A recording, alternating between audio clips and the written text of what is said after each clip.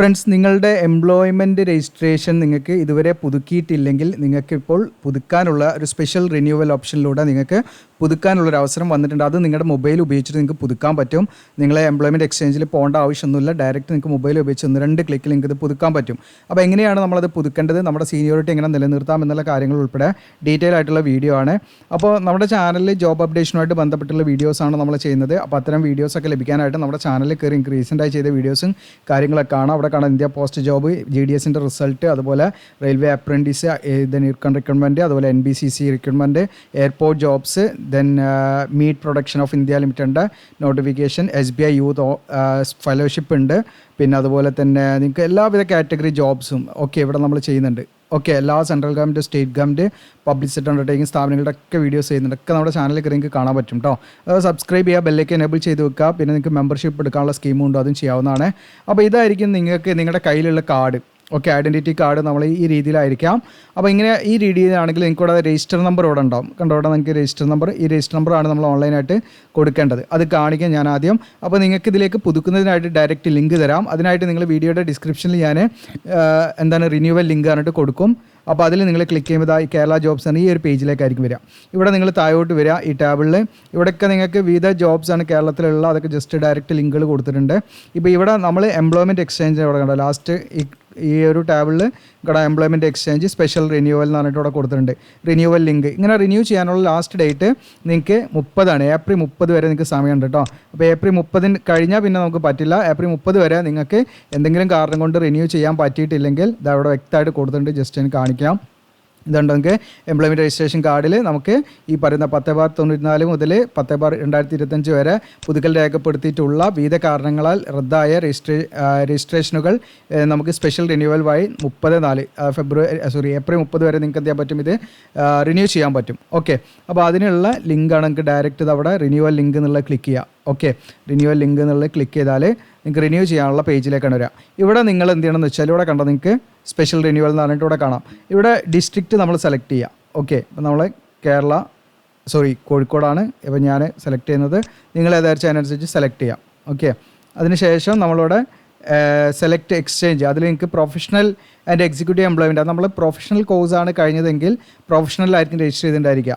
അതല്ല നിങ്ങൾ മറ്റേതാണെങ്കിൽ district employment exchange Kozhikode ഉണ്ട്, പിന്നെ ടൗൺ എംപ്ലോയ്മെൻറ്റ് എക്സ്ചേഞ്ച് എവിടെയാണോ നിങ്ങൾ രജിസ്റ്റർ ചെയ്ത് വെച്ചാൽ അതനുസരിച്ച് നിങ്ങൾക്ക് നിന്ന് സെലക്ട് ചെയ്യാവുന്നതാണ്. പിന്നെ PWD ഒക്കെ ഡിഫറെൻ്റ് ലേബിൾ ആയുള്ള ഉദ്യോഗാർത്ഥികളൊക്കെ ആണെങ്കിൽ ഒരു സ്പെഷ്യൽ എംപ്ലോയ്മെൻറ്റ് എക്സ്ചേഞ്ചാണ് വരിക.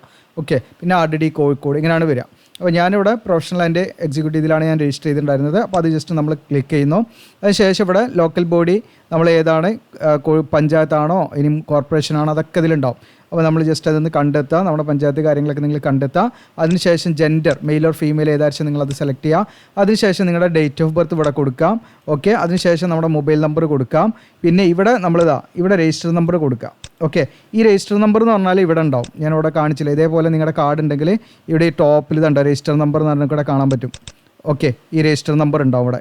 ആ രജിസ്റ്റർ നമ്പറിനത് നമ്മൾ അന്ന് രജിസ്റ്റർ ചെയ്ത സമയത്തുള്ള തീയതിയാണ്, 2014 രജിസ്റ്റർ ചെയ്താണ് ഈ ഒരു കാർഡ് വെച്ചിട്ട്.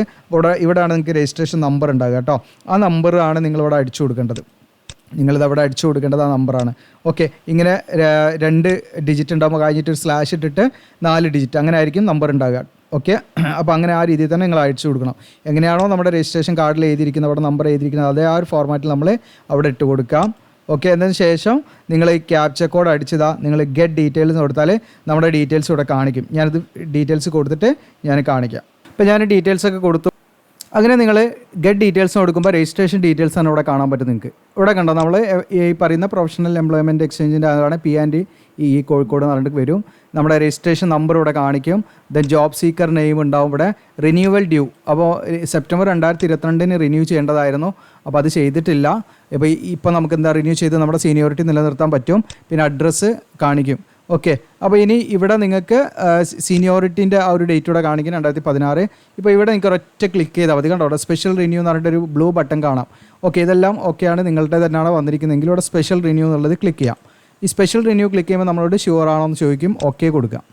അതിന് ഓക്കെ കൊടുക്കുമ്പോൾ നിങ്ങൾക്കിവിടെ കാണാം സക്സസ്ഫുള്ളി കൺഫേംഡ്. കണ്ടോ, അപ്പോൾ സ്പെഷ്യൽ റിന്യൂവൽ വഴി നമ്മൾ എന്ത് ചെയ്തു, സക്സസ്ഫുള്ളി നമ്മുടെ ഇത് റിന്യൂ ചെയ്തു എന്നുള്ളതാണ്.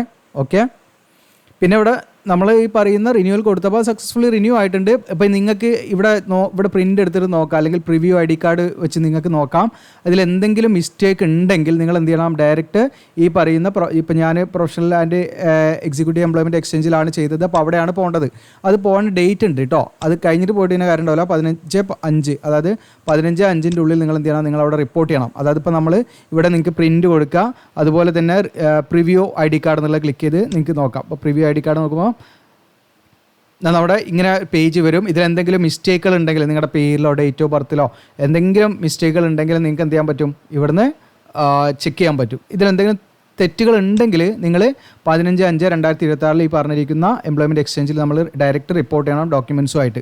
ഇനി നിങ്ങൾക്ക് യാതൊരുവിധ എററോ മിസ്റ്റേക്കോ ഒന്നും ഇല്ലെങ്കിൽ നിങ്ങൾ പോകേണ്ട ആവശ്യമില്ല. അങ്ങനെ നിങ്ങൾക്ക് എന്തെങ്കിലും നിങ്ങൾ ഈ പ്രിൻ്റ് എടുത്തതിൽ നോക്കുക, അതിലെന്തെങ്കിലും മിസ്റ്റേക്കുകളോ എന്തെങ്കിലും സ്പെൽ മിസ്റ്റേക്കോ എന്തെങ്കിലുമൊക്കെ ഉണ്ടെങ്കിൽ നിങ്ങൾക്ക് കറക്റ്റ് ചെയ്യണമെങ്കിൽ മാത്രം നിങ്ങൾ അവിടെ പോയാൽ മതി. അല്ലെങ്കിൽ പോകേണ്ട യാതൊരു ആവശ്യമില്ല. നമ്മൾ കംപ്ലീറ്റ് സെറ്റാണ്.